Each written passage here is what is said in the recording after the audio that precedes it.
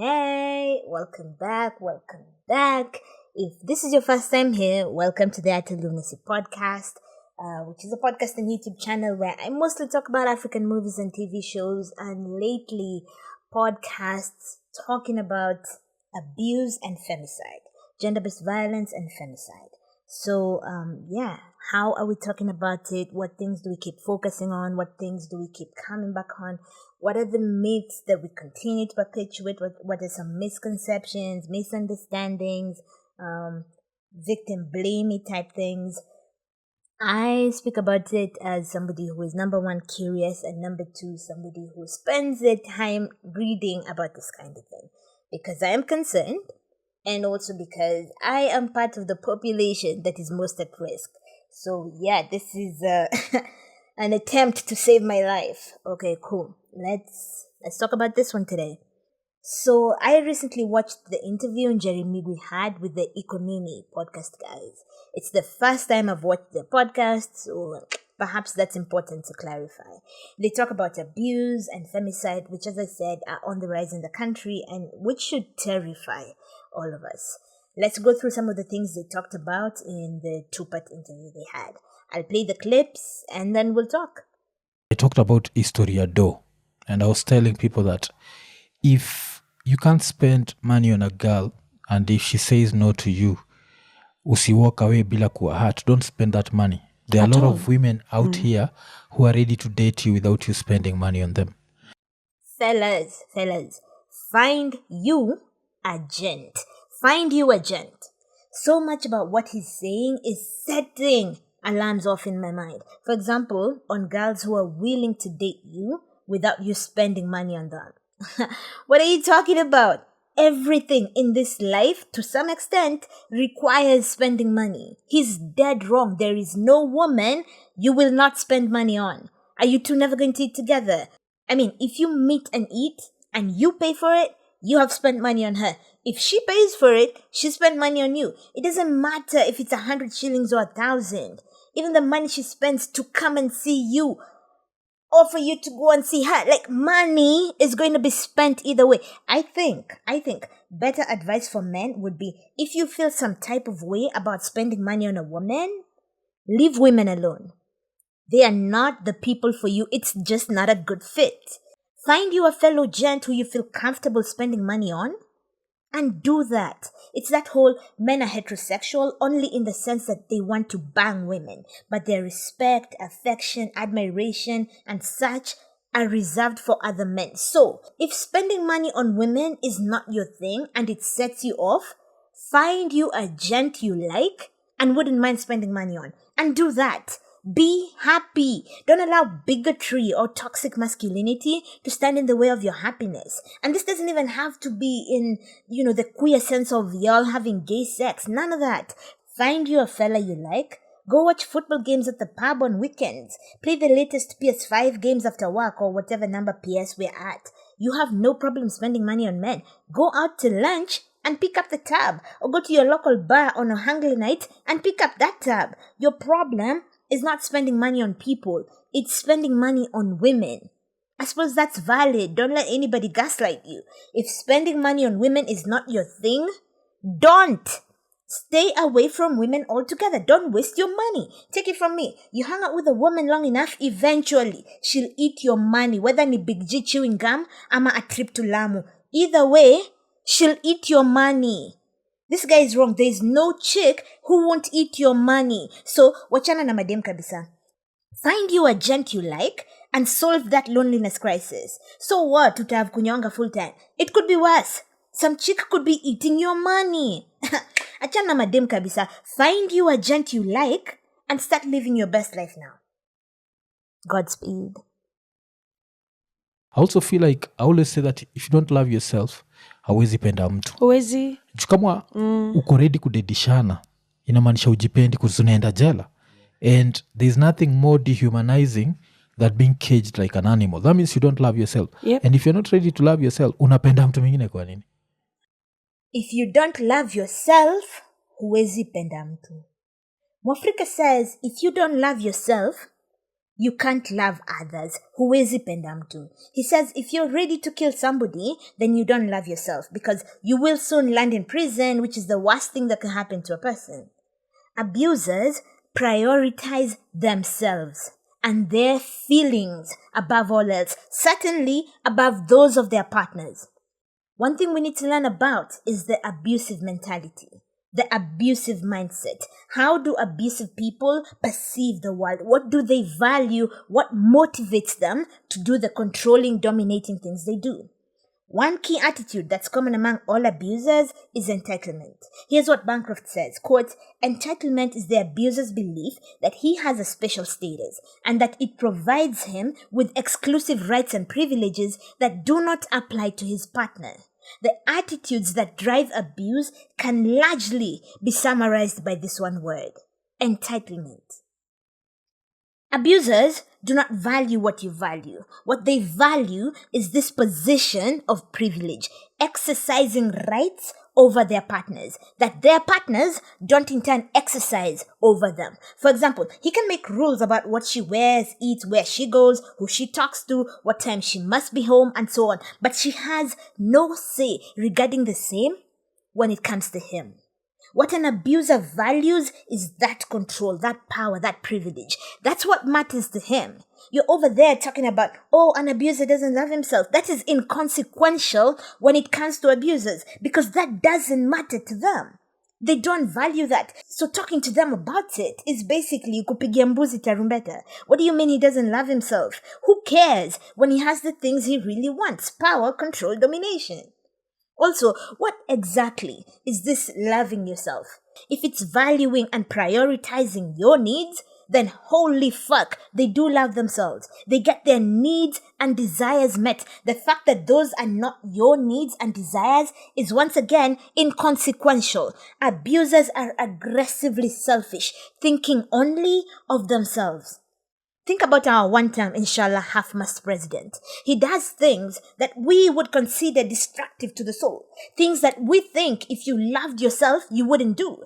His administration has violently killed people and then killed others through corruption. His decades in politics are punctuated with bloodshed and links to Kenya's most brutal dictatorship. To us, someone who does things that are destructive to their own humanity, to their soul, does not love themselves. But do you think he cares about that?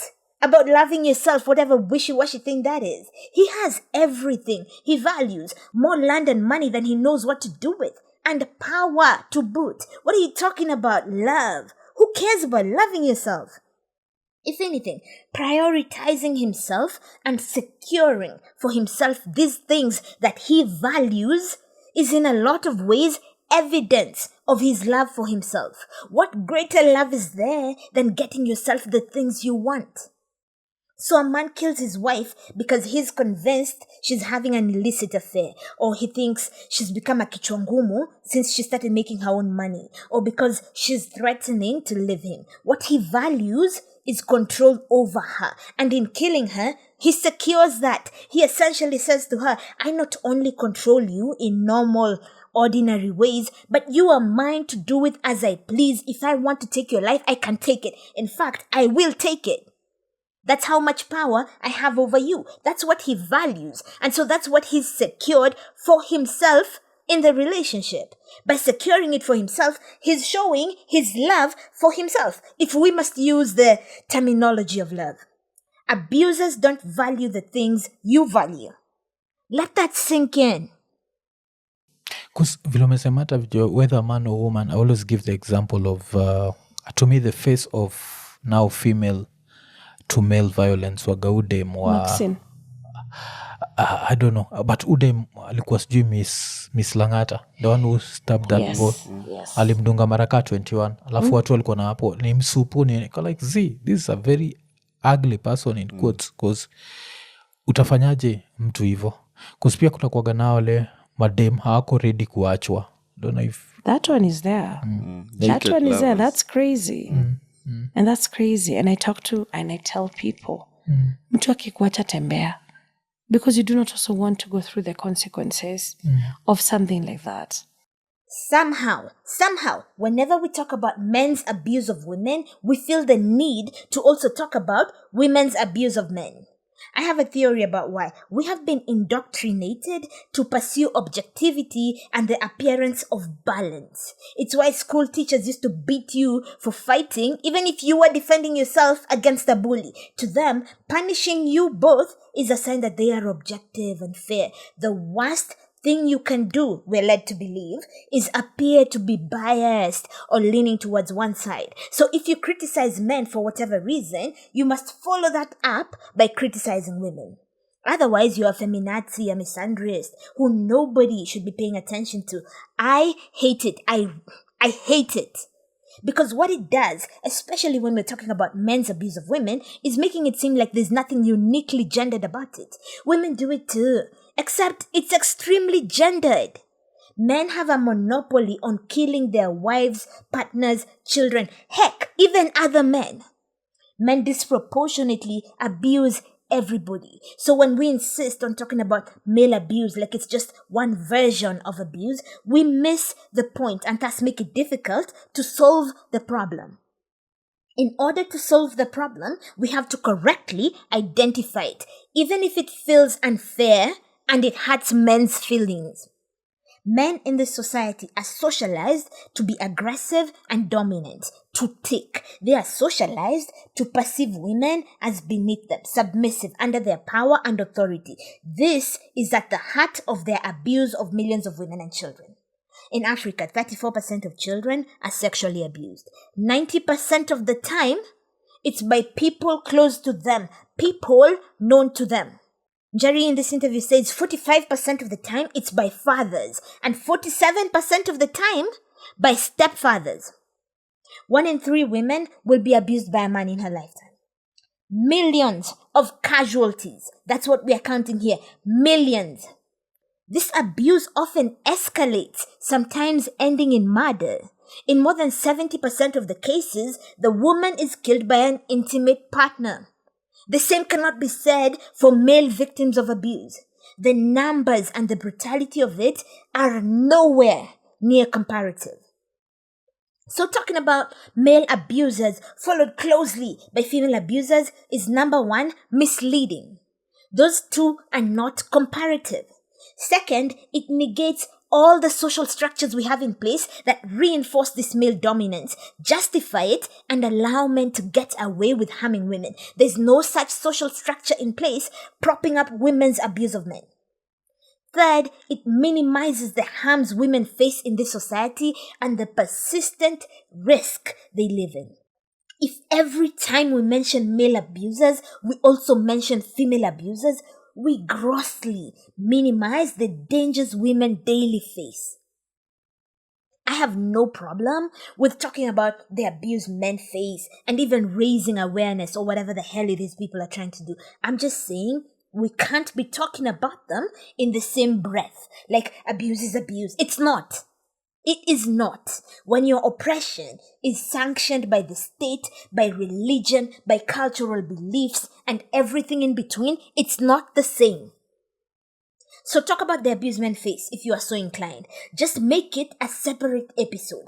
Let's have an episode for men who abuse women and another for women who abuse men. It's better that way. We can dig deeper, understand the different mentalities and motivations because they are different. Consider the different motivations of murder between men and women. One UK study found a previous history of violence in 56% of the femicide cases. These men were already abusing these women, and femicide was just a culmination of the violence, the logical conclusion of the escalation. Let's talk about women now and why they kill. Did you know that majority of the women who kill their abusers? They're killing their abusive and violent partners. This is quite literally the only time it's appropriate to ask what the victim did. If a man is killed by a woman, ask what he did. Majority of the time, he had it coming. So when you hear a woman killed a man, start by assuming he had it coming because statistically, he likely did. It's not the same. Maina Senator. Mathenge, MP for Nyeri Town constituency. Why? Oh yeah. Aliambiwa asirudi huko. Huyu anajua asirudi ground ni chini. hostile. Yeah, So yeah. ground needs to be hostile. Let me tell you the things that these people have done, the kind of poverty that is being perpetuated in this country. We are yet to see it. What we're having is a taste. Do you know what happens when a country is in despair and in economic disrepair? The rates of gender-based violence go. Yes, because men are going through it. Yes, because men are going through it Think about financially. COVID. Spiked to 300%. Yes, because men are going through it. Because men are going through it. Njeri talks about how abuse and femicide rates go up when countries are undergoing economic and other strains. Then this fellow pops up with, quote, because men are going through it, end quote. Then they move on from that. The levels of gender-based violence don't go up because men are going through it in harsh economic times. Women are also going through it, right? It's not like they're living under different economic conditions. Yet y'all are not talking about the rates of women killing men going up.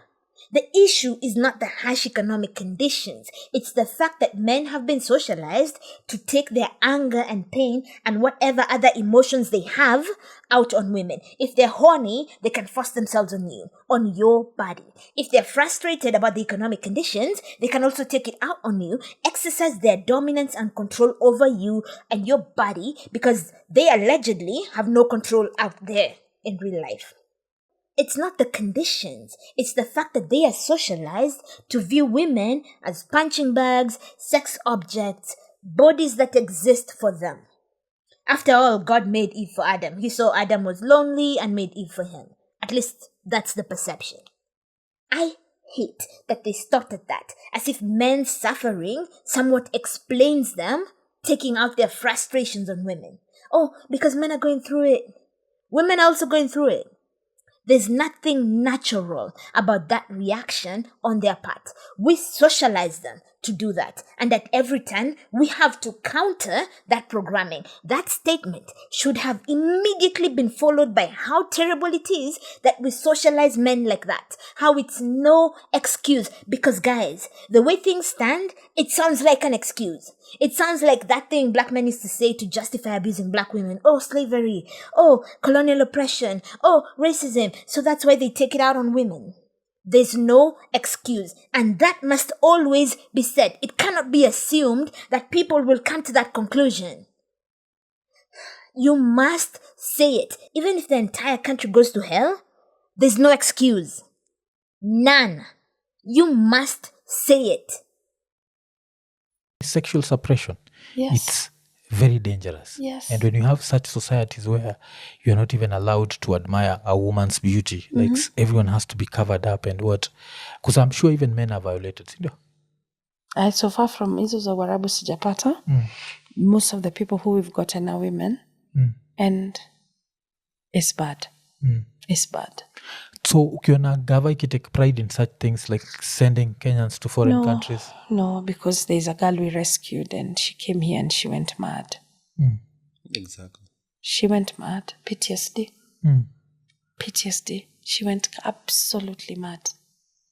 And that is not one case. How many of these cases have we seen? Nakwambia, my heart broke when I saw all those people lining up and I was like, Jesus, this can't be our new normal. I'm sure even men. They're talking about these sexually repressed societies, such as those in the UAE. Then the host says, I'm sure even men are violated. This keeps happening at every one of her interviews. We talk about men abusing women at record numbers. Kidogo, someone brings up women who abuse men. We talk about femicide, the rising numbers, the increasing brutality and carelessness with which the bodies are dumped. Kidogo, someone wants to talk about women who also kill. There's this refusal to just talk about and face the magnitude of the problem that is male violence against women and children. Every chance we get, we must also say, but women also. So this guy tries to bring men into the victim fold by saying he's sure even men are being sexually violated in the UAE. Njeri has to say no. they are yet to receive reports of the same from Kenyan men in those Arab nations. I have several theories about why both male and female interviewers do this. Number one, it's uncomfortable, and we're scared to face the magnitude of the problem that is male violence. Most people can't handle facing the gendered nature of it. It's not just that people are violent, it's that disproportionately it is men being violent towards everyone. They are violent towards children, women, and God, even other men. Because most people can't handle that this is a gendered problem, they insist on bringing in stories about female perpetrators. Men are the problem. Friends, let's face it, men are the problem. Second, there's also this ridiculous attempt at looking fair, balanced, objective, and all that. So if you criticize men, you must also criticize women. Otherwise, you're biased. This is a gendered problem, and that must be faced. Majority of the violence against everything, including the environment, is perpetrated by men. There's no running away from that. Men are the problem. Third, I think for women in particular, this attempt at objectivity is also an attempt to run away from feminist and feminazi accusations, which is ridiculous. Standing in defense of women and in support of women's liberation will always come attached with the feminist feminazi label. Stop fighting it. The problem is men. Say it and accept the feminazi label. Fourth, for men, I think there's this refusal to sit with the discomfort of this gendered violence. It is men like you who are every day terrorizing women and children. So because podcast men can't face that, they try to make it look like it's a crime like any other. Men do it and women do it too. No, it's almost exclusively done by men. Stop bringing women into it and sit with the discomfort of that. Let's say it together. Men are the problem. Okay, all together now. Men are the problem. Men must stop running away from the discomfort, and women must stop trying to appear objective to avoid feminazi attacks. Men are the problem. Facing it is the only way we begin to deal with it. Alafu unajua, to me this is normally scary because the fact that I think one of the things we fear about our kids growing up is one day my daughter will be an adult and she'll have to deal with maybe an adult whose dad had a masculinity coach. Yeah. And that really messes with my mind. Right. Because I feel like masculinity is it's like... It's inherent. Yes. Like niko nayo. You don't need I don't need leader. anyone to teach me anything. Worrying about masculinity coaches. There's so much to unpack here. The idea that masculinity is inherent, the idea that the men to be concerned about and afraid of are those who are in the toxic masculinity spaces. Let's start with the worries he has. He says that what's scary to him is the idea of his daughter growing up and meeting a guy whose dad had a masculinity coach. The implication here is that these coaches and these spaces are where men get these toxic and abusive values. Well, masculinity coaches, as we know them, are a relatively new concept. Majority of us grew up in African cultures where the man was the head of the home, he had absolute control, and it was within his rights to be violent towards his wife. Abuse and violence towards women are not new ideas brought in by masculinity coaches. They're not. The idea that men are superior leaders and women submissive followers was not formulated in the mind of Andrew Tate. These ideas have always been with us. Andrew Tate and Amy Ricks will come and go, but their ideas about what it means to be a man will remain because they found them here. Those are not their ideas. So you need to worry less about the masculinity coaches and more about what society in general says to children, men, and women about what it means to be a man or woman. Men have always been socialized to perceive themselves as dominant, in control, and to perceive women as subordinate and theirs to control. Women have internalized this inferiority. What you need to worry about is what your performance of gender in your home with your wife tells your daughter about what it means to be a man or a woman. What are you doing in your home? Are there gender tasks? Who mops the floor? Who Who washes the clothes or organizes the washing? Who does the dishes? Who cooks? Who wipes the table after you eat?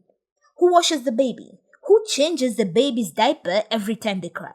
Who worries about what will be cooked daily? Who buys the children's clothes? When visitors come, who sits and talks to them and who organizes the meal?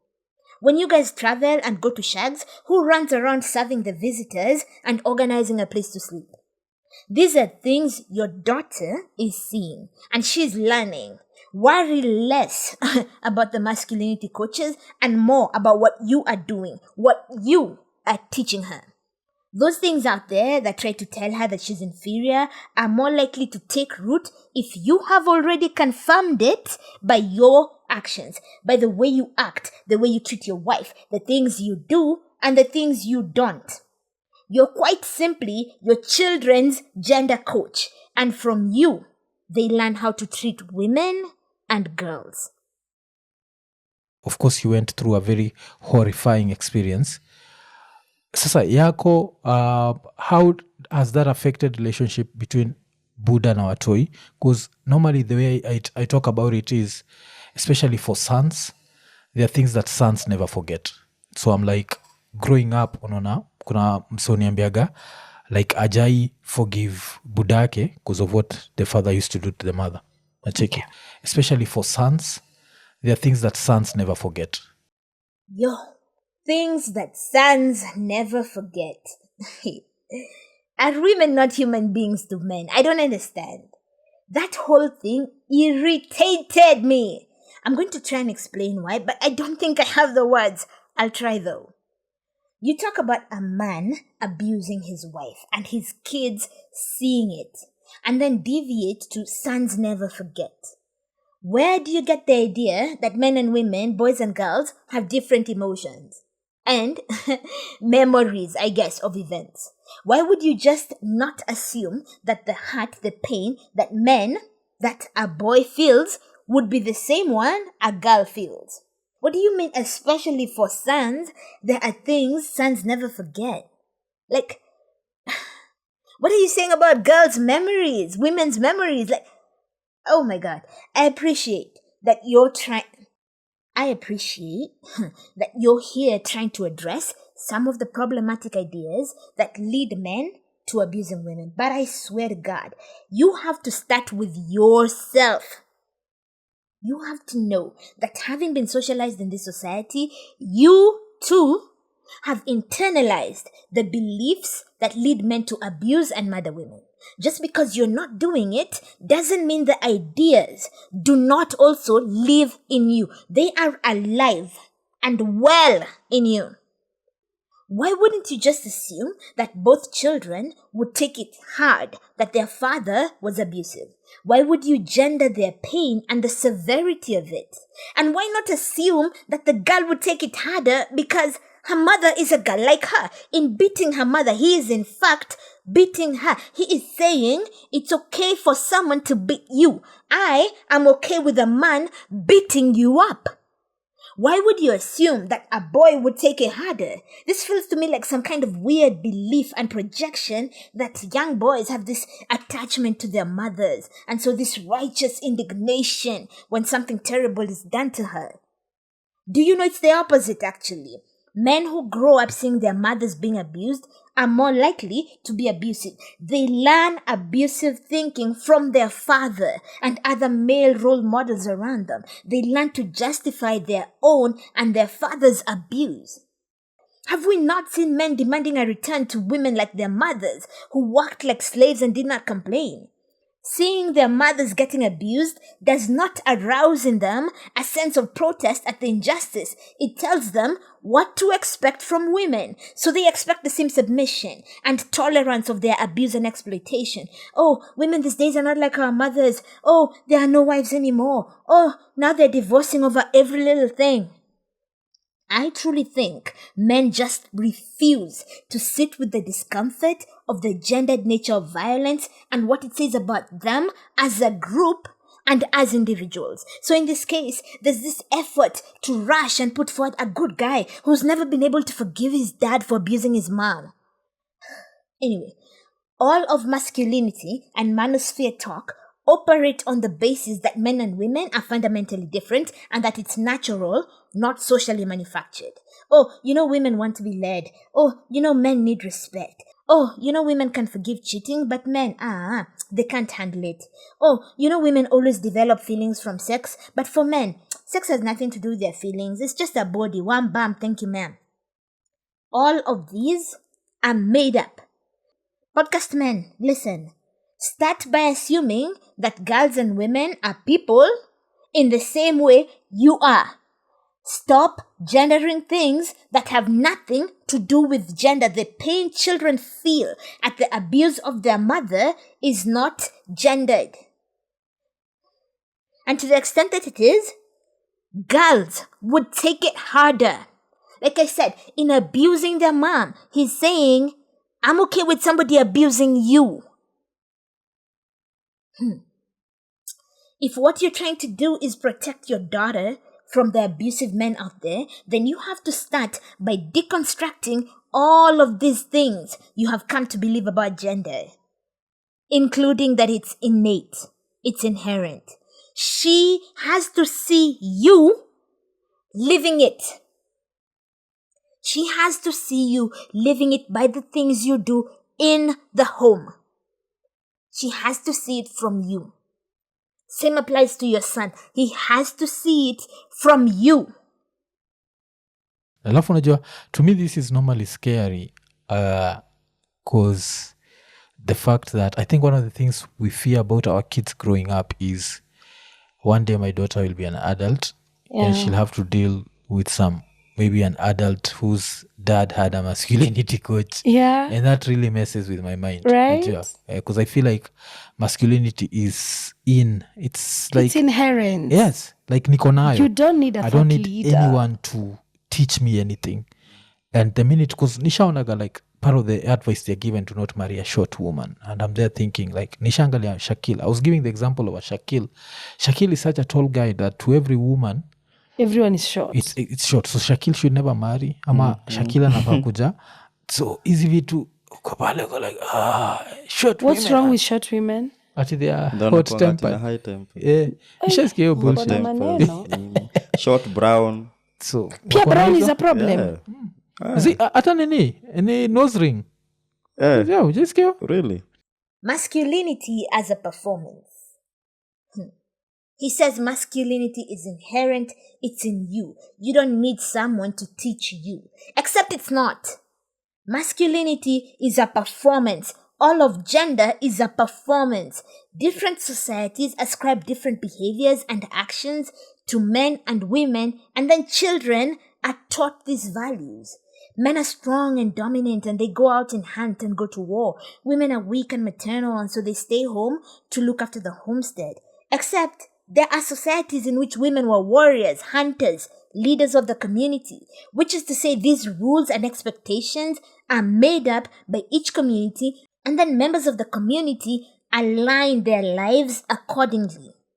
There are communities in which men keep short hair and women grow their hair out. In these communities, it would be shameful, womanish, for a man to keep long hair, and so men fall in line and keep their hair short. Women also fall in line and grow out their hair and feel a sense of shame when they do cut their hair. It's why in the Bible they'd cut a woman's hair to shame her. That is the performance of gender. Oh, only women pierce their ears, and if a man does it, he must be queer. So straight men don't pierce their ears. This is the performance of masculinity. No one has to force you one way or another, but the beliefs shape your actions, and nobody is immune to this shaping by the society they live in. All this to say that masculinity is not inherent. Nothing about gender is inherent. We act like we have been socialized to believe the people of our gender should act. All of us. Some of us break free of the conditioning and go on a journey of unlearning. However, majority play their parts for the rest of their lives. Masculinity is not in you. It is taught to you. During African initiation rites, where boys became men, they were taught not only about their community, but also about what it means to be men according to their culture. So this idea of teaching men to be men is not a new thing from the masculinity coaches. It's always been there. People have always had to be taught how to perform gender within the confines of and the setup of their community. So no, once again, gender is not inherent. It's not in you. It's constantly being taught to you in direct and indirect ways. Then you pick up and choose what to live by and what to leave behind. As I read and listen to thinkers I respect, what I keep learning is we grossly overestimate the extent to which we are free thinkers shaping our lives. So much of what we think is logical, rational, independent thinking remains things we've been socialized to believe. You're not nearly as free a thinker as you imagine you are. In closing, fortunately or unfortunately, one of the owners of this podcast, Rapture the Scientist, has given us a great example of why this attachment to masculinity always ends badly. He posted something homophobic, talking about how alcohol is masculine and EABL should have never allowed a gay man to advertise their product. Where do you think he got the idea that alcohol is masculine and gay men are not masculine and so cannot advertise it? Where do you think he got it? He then went on to say gay men should only advertise things like menstrual products for women and baby oil. So gay men are not only not masculine, they are by default feminine, the inferior position. It's not possible to stand in defense of women against men's abuse if you continue to hold on to homophobic values. Hierarchies breed violence. The idea that men are dominant and in control and women subservient and submissive breeds violence. The idea that heterosexuality trumps homosexuality and that homosexuality is somehow inferior breeds violence. Comparing gay men to women, calling them women, suggesting that they are somehow inferior, contributes to the attitudes that support violence against women.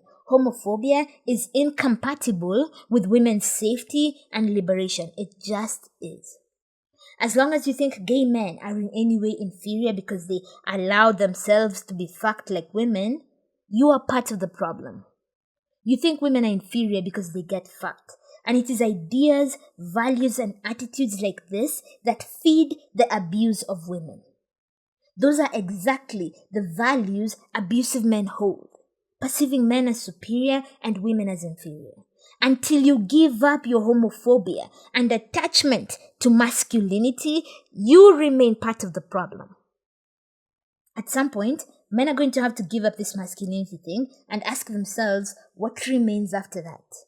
Who remains? Who are you when you're not obsessing over what is and what isn't masculine? Until then, you remain a part of the problem. And you got work to do, especially if you claim to be concerned about women's safety in this society. Okay, cool. Bye.